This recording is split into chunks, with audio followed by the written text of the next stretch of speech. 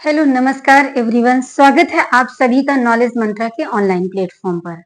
तो आज हम एक नए चैप्टर के साथ आप लोगों के समक्ष उपस्थित हुए हैं, नए चैप्टर के साथ प्लस नई ऊर्जा के साथ। ठीक है, क्योंकि जब नया चैप्टर स्टार्ट होना होता है तो एक अलग ही तरीके का एक्साइटमेंट होता है। फिर जहां बात आ जाए चोल साम्राज्य की, तो फिर चोल साम्राज्य जो दक्षिण भारत का है, तो वो एक अलग ही स्थान रखता है भारतीय इतिहास में। तो आज जो हम चैप्टर लेकर के आए हैं वो कौन सा है? आज हम चोल वंश के बारे में जो है जानने की कोशिश करते हैं। आज फर्स्ट डे है, तो सबसे पहले हम इसकी जो इम्पोर्टेंट चीजें हैं, जो मेन चीजें हैं, इसके बारे में पहले एक तरीके से आपके माइंड में हम मैप पूरा सेट करेंगे। इसके बाद में फिर हम चोलों का इतिहास जानने का स्रोत, इसके बारे में चर्चा करेंगे। फिर इसके बाद में जो चोलों की कल्चर है, तो उस कल्चर के अंतर्गत जो चोलों का प्रशासन है, उसके बारे में हम डिटेल से चर्चा करेंगे। ठीक है, तो आज हम स्टार्ट करने वाले हैं। अपने टॉपिक की ओर बढ़ते हुए हम आपको बताना चाह रहे हैं कि अगर चोल वंश की हम बात करते हैं, सबसे पहली चीज हम आप लोगों के मन में ये इतना जो मोटा मोटी बातें हैं, वो चीजें आप लोगों के माइंड में सेट करना चाह रहे हैं। ठीक है, फिर इसके बाद में हम चोलों का इतिहास बताते हैं कि कहाँ पर जो है इनका उत्कर्ष हुआ, कैसे कैसे क्या क्या इतिहास था, इसके बारे में हम आपसे चर्चा कर रहे हैं। ठीक है, तो सबसे पहली चीज अगर हम बात करते हैं कि चोल वंश का संस्थापक की अगर बात करते हैं कि चोल वंश का संस्थापक कौन था, तो चोल वंश का संस्थापक विजयालय को माना जाता है। ठीक है, किसको मानते हैं? विजयालय को मानते हैं। इनकी राजधानी क्या थी? तो इनकी राजधानी की अगर बात करते हैं तो राजधानी थी तंजौर। तंजौर के बाद में जो है राजेंद्र प्रथम ने जो है जो इनकी राजधानी बनाई। तंजौर के बाद जो चोलों की राजधानी थी दूसरी, वो कौन सी थी? तो वो गंगई कोंड चोलपुरम थी। ठीक है, थोड़ा सा जो शब्दावली है वो टफ है, बट ऐसा कुछ नहीं है। जैसे ही आप चैप्टर स्टार्ट करेंगे, एक से दो बार तीन बार जब उन शब्दों को आप बार बार रिवाइज करेंगे, तो सारी चीजें आपको आसान लगने लगेंगी, और जो शब्दावली टफ लग रही है वो भी आसान लगने लगेगी। ठीक है, तो आपको इसमें नहीं जाना है कि इसकी जो शब्दावली है वो बहुत ज्यादा टफ है, क्योंकि एग्जाम में अगर क्वेश्चन आ रहा है तो वो ये तो नहीं देखेगा ना कि जो क्वेश्चन है तो उसकी भाई शब्दावली बहुत ज्यादा टफ थी, इस वजह से हमारा क्वेश्चन छूट गया, या फिर उस वजह से हमें नंबर नहीं मिला। ये एग्जामिनर नहीं देखने वाला है। ये आसान तभी होने वाला है जब आप इसको बार बार पढ़ेंगे, और जब उन शब्दों को बार बार रिवाइज करेंगे तो ये बहुत आसान लगने लगेंगे। ठीक है, तो अगर हम राजधानी की बात करते हैं तो राजधानी थी पहले तंजौर थी। तंजौर के बाद में राजेंद्र ने जो है इसको क्या कर दिया, बदल करके गंगई कोंड चोलपुरम कर दिया। ठीक है, अब इसके बाद में आती है उपराजधानी की बात करते हैं, तो इनकी उपराजधानी क्या थी? कांची थी। अंतिम शासक कौन था? तो अंतिम शासक की अगर बात करते हैं तो अंतिम शासक था राजेंद्र तृतीय। ठीक है, अब इसके बाद में चोलों के अगर प्राचीनतम निवास की बात करते हैं कि चोलों का जो है प्राचीनतम निवास कौन सा था, तो वो कौन सा था? उरैयूर। ठीक है, ये सारे उरैयूर, तंजौर, गंगईकोंड चोलपुरम, ये समय के साथ हम मैप के माध्यम से आपको सारा कुछ सब कुछ आपको हम क्लियर करेंगे। ठीक है, अभी जो मैं पढ़ा रही हूँ आपको सिर्फ उसमें ध्यान देना है, और इन शब्दों को जब आप बार बार एक से दो बार देखेंगे तो सारी चीजें क्लियर हो जाएंगी। इसके बाद में अब हम चलते हैं कहाँ पर कि चोलों का जो प्राचीनतम निवास था वो कौन सा था? वो उरैयूर था। अगर हम चोलों के उत्कर्ष का केंद्र की बात करते हैं कि चोलों का उत्कर्ष कहाँ हुआ, उनका केंद्र कौन सा था, तो वो था कौन? तंजौर था। ठीक है, अब इसके बाद में सामंत किसके थे ये? यानी कि सामंत, सामंत का मतलब होता है इनकी दरबार पर जो है आश्रय जिनका इन्हें प्राप्त था, वो कौन से थे? तो चोल जो है पल्लवों के सामंत थे। किनके सामंत थे? पल्लवों के सामंत थे। अब वास्तविक संस्थापक किसको माना जाता है? विजयालय तो सिर्फ और सिर्फ मात्र संस्थापक था, लेकिन जो वास्तविक संस्थापक की अगर हम बात करते हैं तो जो वास्तविक संस्थापक है तो वो जो है राजराज प्रथम को मानते हैं। क्लियर हुआ ना यहाँ तक?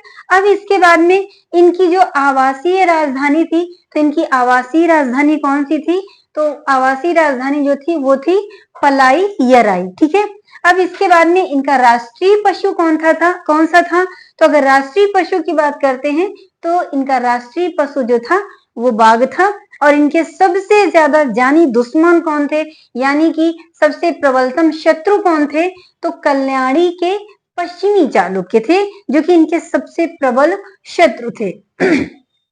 तो ये चीजें रही कुछ मोटी मोटी बातें जो कि आपको इस चैप्टर को स्टार्ट करने से पहले आपको ये जानना बेहद आवश्यक है। ठीक है, तो एक बार फिर से रिवाइज कराते हुए चलते हैं कि अगर संस्थापक की बात करते हैं तो विजयालय, लेकिन वास्तविक संस्थापक राजराज प्रथम है। ओके, इसके बाद में आता है राजधानी कौन सी थी? तो प्रारंभ में तो इनकी राजधानी तंजौर थी, लेकिन राजेंद्र प्रथम ने जो है तंजौर से राजधानी बदल करके क्या कर दिया? गंगईकोंड चोलपुरम कर दिया। ओके, अब इसके बाद में अगर उपराजधानी की बात करते हैं तो उपराजधानी थी कांची। अंतिम शासक की अगर बात करते हैं तो अंतिम शासक थे राजेंद्र तृतीय। और चोलों का प्राचीनतम निवास कौन सा था? तो प्राचीनतम निवास था उरैयूर। ओके, अब इसके बाद में चोलों के उत्कर्ष का केंद्र कहां पर था? तो वो था तंजौर। और ये सामंत किसके थे? तो चोल जो है पल्लवों के सामंत थे। क्लियर हुआ ना? अब इसके बाद में वास्तविक संस्थापक हमने आपको बता ही दिया है। इनकी आवासीय राजधानी कौन सी थी? आवासीय राजधानी पलायिराई थी। राष्ट्रीय अगर इनका पशु पूछता है तो राष्ट्रीय पशु इनका था बाघ। और सबसे प्रबल शत्रु कौन थे? तो सबसे प्रबल जो शत्रु थे तो वो कल्याणी के चालुक्य थे। आई होप ये सारी चीजें क्लियर हो गई होंगी। अब हम आपको बताने वाले हैं कि जो चोलों का इतिहास कैसा रहा, कहां से कहां तक इनका इतिहास, इनके इतिहास के बारे में जानते हैं। तो अगर हम चोलों के इतिहास की बात करते हैं तो हम 2 चरणों में पढ़ते हैं, 2 फेज में पढ़ते हैं। वो 2 फेज कौन कौन से हैं? एक पढ़ते हैं हम संगम काल के अंतर्गत, जिसमें 3 वंश आते हैं। कौन कौन से? चेर, चोल और पांडे। ये संगम के अंतर्गत अगर हम संगम इतिहास की बात करते हैं तो 3 वंश के बारे में पढ़ते हैं, चेर, चोल और पांडे। तो इस संगम, एक तो चोलों का वर्णन संगम काल के अंतर्गत आता है, दूसरा आता है चोलों का एक अपना इतिहास था, तो वो आता है, वो एक अलग है। तो जो संगम काल के अंतर्गत जो हम चोल पढ़ेंगे संगम काल के अंतर्गत, तो ये बात कब की है? ईसा पूर्व यानी 2री शताब्दी ईसा पूर्व की बात है। जो हम संगम काल के अंतर्गत जो चोलों का इतिहास पढ़ेंगे तो वो कब की बात होती है? ये ईसा पूर्व की बात होती है। तो ईसा पूर्व मतलब कि 2री शताब्दी ईसा पूर्व, 2री शताब्दी ईसा पूर्व से लेकर के जो 3री और 4थी सदी तक। देखिए ये जो संगम काल है, संगम काल के अंतर्गत जो हम इनका वर्णन करेंगे, चोलों का वर्णन करेंगे, तो ये ईसा पूर्व से लेकर ईसवी तक है। ठीक है, 2री शताब्दी ईसा पूर्व से लेकर 3री या 4थी सदी तक है। ठीक है, अब ये 3री या 4थी सदी तक है। तो इन चोलों का वर्णन अगर आया है तो अशोक का दूसरा शिलालेख है, तो उसमें जो है चेर, चोल और पांडे, इन तीनों का वर्णन किया गया है। तो हम निश्चित रूप से ये कह सकते हैं कि कहीं ना कहीं चोल जो है अशोक का समकालीन था। चोल शासक जो थे, यानी संगम काल के अंतर्गत जो चोल शासक आए थे, तो वो किसके समकालीन थे? तो वो अशोक के समकालीन थे। तो ये बात किसकी रही? ईसा पूर्व के अंतर्गत जो चोल साम्राज्य के हम जानकारी करेंगे, आगे चल करके हम जो राजा रहे हैं तो उनके बारे में हम आगे आने वाले समय में वर्णन करेंगे। अब हम दूसरा जो इनका वास्तविक काल था चोल काल, तो ये कौन सा था? ये था 9वीं सदी से लेकर के, यानी कि 850 से लेकर 13वीं सदी तक, 850 से लेकर के 13वीं सदी तक। ये कौन सा है? ये चोलों का दूसरा काल है। आई होप आप समझ गए होंगे कि संगम काल के अंतर्गत पढ़ेंगे तो उसमें ईसा पूर्व और ईसवी की कहानी दोनों में, चोलों का दोनों उसमें मिक्सअप में पाया जाता है। लेकिन जो दूसरा फेज हम पढ़ेंगे चोल साम्राज्य, जिसमें सिर्फ और सिर्फ चोलों का वर्णन दिया गया है, तो वो कब से कब तक है? वो 9वीं शताब्दी से लेकर के 13वीं शताब्दी तक। तो ये इनका यहाँ पर यानी कि तीसरी और चौथी सदी के बाद का काफी गैप बढ़ रहा है ना, यहाँ से चौथी सदी से लेकर के 9वीं सदी यानी कि 350 के समथिंग जो है मतलब अंतर पाया जा रहा है। तो इस तरह से मतलब इतने दिनों के लिए जो चोल साम्राज्य था वो अंधकार में चला गया, इनका कोई वर्णन नहीं मिलता है यहाँ से लेकर के यहाँ तक। लेकिन फिर 9वीं शताब्दी में जो है चोलों ने अपना जो है अपना मतलब ये बहुत एक पावरफुली शक्तिशाली जो है शक्ति के रूप में ये लोग उभर करके आए, जिसमें कि जब ये उभर करके आए तो ये जो मैंने संस्थापक की बात किया था विजयालय, तो ये जो विजयालय आता है तो ये 9वीं सदी में ही आता है। अगर हम संस्थापक की बात करते हैं, इस विजयालय की बात करते हैं, तो ये 9वीं सदी के अंतर्गत यानी कि दूसरे फेज में ये विजयालय आता है। ठीक है, अगर हम इसके अंतिम सम्राट की बात करते हैं कि चोलों का अंतिम शासक कौन था, तो वो था राजेंद्र तृतीय, जिसको जो है पांड्यों ने परास्त करके इन पर जो है इनके राज्य पर अधिकार करके जो है पांड्यों ने अपने साम्राज्य का विस्तार किया। तो ये था किसका, चोलों के बारे में। आई होप आप बहुत अच्छे से समझ गए होंगे। हमने 2 फेजों में बांटा। जो चोलों के बारे में जो जानकारी मिलती है वो 2 फेज में हमने डिस्ट्रीब्यूट किया। पहला यानी कि संगम काल के अंतर्गत, तो संगम काल के अंतर्गत कौन कौन सी 3 शक्तियों के बारे में हम वर्णन करते हैं, हमें वर्णन मिलता है चेर, चोल और पांडे, इन तीनों शक्तियों का मिक्सअप में वर्णन मिलता है। लेकिन जो दूसरा चोल काल है वो 9वीं सदी से लेकर 850 से यानी 850 से लेकर 13वीं सदी तक चलता है। तो ये इनका एक पर्सनली सिर्फ और सिर्फ चोलों का इतिहास है। तो ये ईसवी सिर्फ और सिर्फ ईसवी की बात है। और जो संगम काल के अंतर्गत पढ़ेंगे, यहाँ इसके अंतर्गत जो है ईसा पूर्व और ईसवी दोनों की बात हो जाती है, दोनों की जो है घटनाएं हो जाती हैं। अब हम बात करते हैं, चलते हैं कहां पर कि चोलों का क्षेत्र क्या था। तो चोलों के क्षेत्र की अगर बात करते हैं तो हम आपको मैप के माध्यम से आपको समझाने की कोशिश करेंगे ताकि एक एक चीज आपके माइंड में सेट हो जाए। ठीक है, तो अगर हम सबसे पहली चीज हमें ये जानने की जरूरत है कि इन चोलों का जो क्षेत्र था वो कौन सा था। तो ये जो है साउथ इंडिया में इन्होंने अपने साम्राज्य का विस्तार किया। अगर साउथ इंडिया की बात करते हैं कि साउथ इंडिया के इतिहास, दक्षिण भारत के इतिहास में जो है ये जो चोल, चेर और पांड्य जो हैं, इनका इतिहास बहुत महत्वपूर्ण रोल प्ले करता है। तो चलिए हम चलते हैं क्षेत्र के बारे में। तो सबसे पहली चीज हमने ये बनाया हुआ है, मेरी ड्राइंग तो बहुत अच्छी नहीं है, लेकिन आप लोगों को समझाने के उद्देश्य से जो है मैंने इंडिया का मैप बना करके आपको जो है मोटा मोटा एक आइडिया आपके माइंड में ये मैप सेट हो जाए, इस वजह से मैंने छोटा मोटा मैप जो है आपके समक्ष स्टार्ट किया है। तो सबसे पहली चीज हमने ये इंडिया का मैप बनाया। ये कौन सी, अब इंडिया की मैप के बाद में हमने यहां से निकाली कौन सी, ये जो नदी है ये जा रही है, ये गोदावरी नदी है। ओके, इसके बाद में ये यहां से यहां तक जो है बह रही है, ये कौन सी नदी है, तो ये कृष्णा नदी है। ये गोदावरी नदी है, ये कृष्णा नदी है।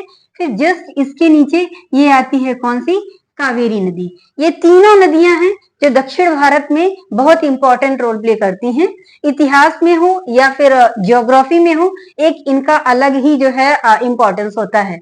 तो अगर हम बात करते हैं कि ये कैसे जो है चोलों से कैसे संबंधित है, तो हम इस समय की बात करते हैं 9वीं सदी से लेकर के 13वीं सदी तक, यानी कि यहाँ से गोदावरी से लेकर के ये कन्याकुमारी तक, यहाँ पर गोदावरी से लेकर के कन्याकुमारी तक 3 महत्वपूर्ण शक्तियों का उद्भव हुआ। तो वो महत्वपूर्ण शक्तियां कौन सी थी, तो सबसे पहली चीज तो हमने बताया था क्या कि ये जो चोल थे ये सामंत किसके थे, तो ये पल्लवों के सामंत थे। जो कि पल्लव कहां पर थे, तो ये कृष्णा और कावेरी नदी के बीच में जो पल्लवों का साम्राज्य विस्तार था, तो इन दोनों नदियों के बीच में था। और यही इन्हीं के सामंत कौन बने थे, ये चोल बने थे। ठीक है, अब इसके बाद में अगर हम बात करते हैं कि कावेरी नदी के जस्ट नीचे जो है ये चोलों का शासन था, यहाँ पर जो है चोलों ने अपने साम्राज्य का विस्तार किया। फिर यहाँ पर आता है, ये है केरल। तो इस केरल के अंतर्गत जो है ये कौन अपनी शक्ति को बढ़ा रहे थे, ये चेर जो है अपनी शक्तियों को जो है बढ़ा रहे थे और अपना साम्राज्य जो है विकसित कर रहे थे। अब इसके बाद में अगर आते हैं दूसरे कौन से बचे, ये बचे पांडे। तो जो ये एरिया आता है यहाँ से यहाँ तक का, तो यहाँ पर जो है पांड्यों का राज्य था। तो आई होप आप लोग अच्छे से समझ गए होंगे कि कहाँ पर चोल थे, कहाँ पर पांडे थे और कहाँ पर जो है चेर थे। तो ये एक एक चीज आपको कई बार 2 से 3 बार मैप के माध्यम से, अगर मैप बना करके आप मैप ड्रॉ करके और आप अगर ये समझने की कोशिश करेंगे तो आई होप ये सारी चीजें आपके माइंड से कभी नहीं हटने वाली हैं। ठीक है, तो अब हम जानकारी क्या करते हैं कि इस तरह से जो दक्षिण भारत में थी ये महत्वपूर्ण शक्तियां उस समय उभर करके आई, जिनमें कि हम पढ़ने वाले क्या हैं, इन चोलों के इतिहास के बारे में ही पढ़ने वाले हैं। ठीक है, कि चोल मतलब इनके इतिहास को जानने के स्रोत क्या हैं। सबसे पहले तो हम जानकारी ये करेंगे, जैसा कि हम पिछले चैप्टर्स में पढ़ते चले आ रहे हैं, कि सबसे पहले हमने जानना क्या है कि किसी भी साम्राज्य को जानने का स्रोत क्या है, क्या क्या है। तो इसी तरह से हमने भी ये इस चैप्टर को भी स्टार्ट करने की कोशिश किया है कि चोलों के इतिहास जानने का स्रोत क्या है। तो चोलों के इतिहास को जानने जो स्रोत हैं, उनको जानने वाले जो स्रोत हैं, हमने कितने भागों में डिवाइड किया हुआ है, इनको भी हमने 3 भाग में डिवाइड किया हुआ है।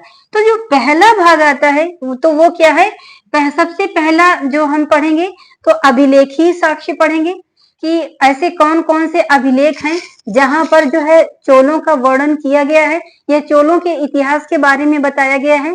दूसरा हम जानकारी करेंगे सिक्कों के माध्यम से कौन कौन से सिक्के हैं, चोलों ने कौन कौन से सिक्के चलाए और उन सिक्कों के माध्यम से हमें चोलों के बारे में क्या क्या जानकारी मिलती है, इसके बारे में हम चर्चा करेंगे। फिर क्या है, साहित्यिक साक्ष्य। साहित्यिक साक्ष्य के अंतर्गत जो महत्वपूर्ण पुस्तकें आएंगी, जिन पुस्तकों के में जो है चोलों के इतिहास का वर्णन किया गया है, उसके बारे में हम डिटेल में चर्चा करेंगे। और चौथा आ जाएगा विदेशी यात्री भी आ जाएंगे। ठीक है, तो 1-2 विदेशी यात्री आए हैं, इनको भी हम जोड़ लेंगे इसी में। तो चौथा क्या आता है, विदेशी यात्री आ जाएंगे, इनके बारे में भी हम क्या करेंगे, जानेंगे। अब इसके बाद में सबसे पहले हम जानेंगे क्या कि अभिलेखीय साक्ष्य के अंतर्गत हम क्या क्या पढ़ने वाले हैं, यानी कि चोलों का इतिहास, ऐसे कौन कौन से अभिलेख हैं जिसमें चोलों के इतिहास के बारे में बताया गया है।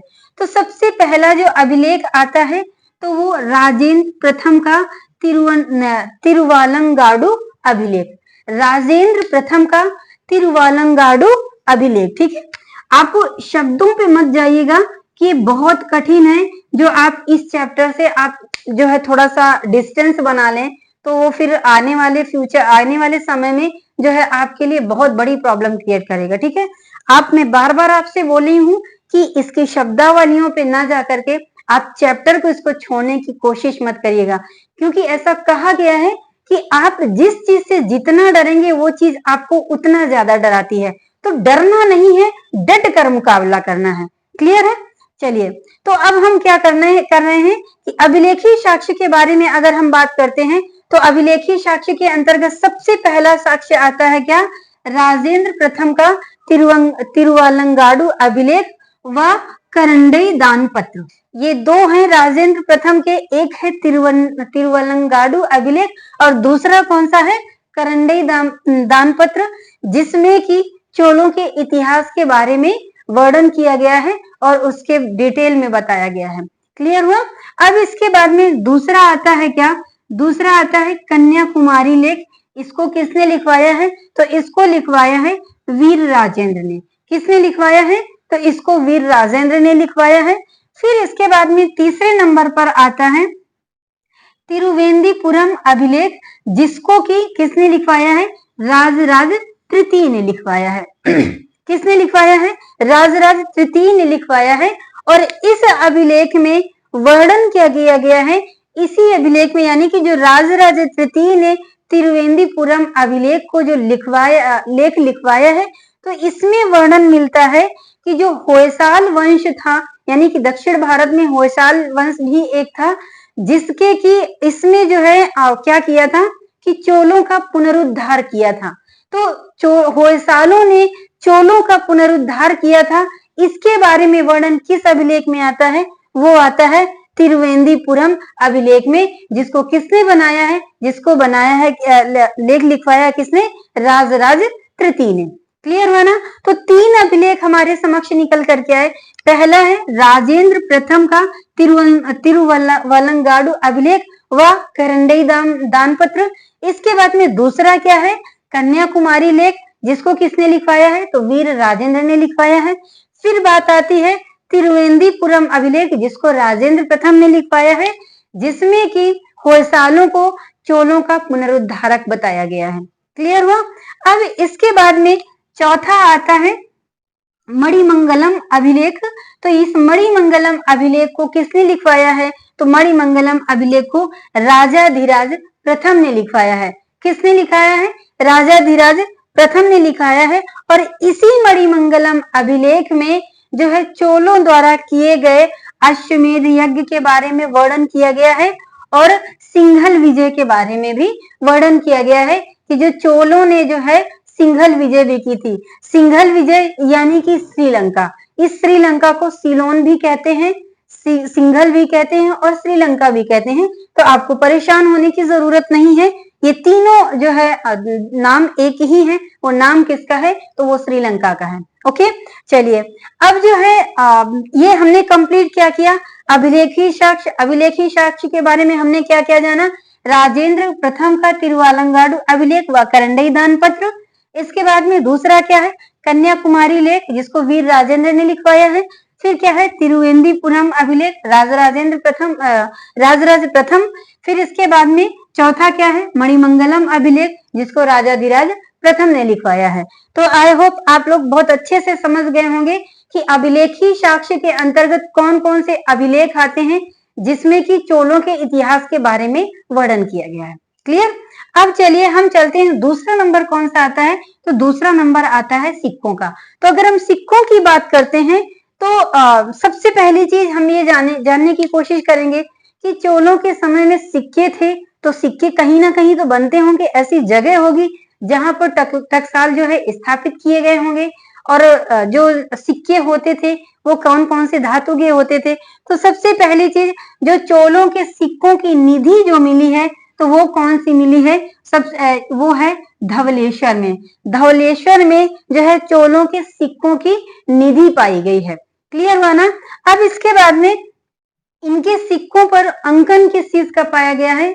तो चोलों के सिक्कों के अंकन की अगर बात करते हैं तो इनके सिक्कों पर बाघ, मछली और धनुष का अंकन पाया गया है। किसका पाया गया है? बाघ, मछली और धनुष का अंकन पाया गया है।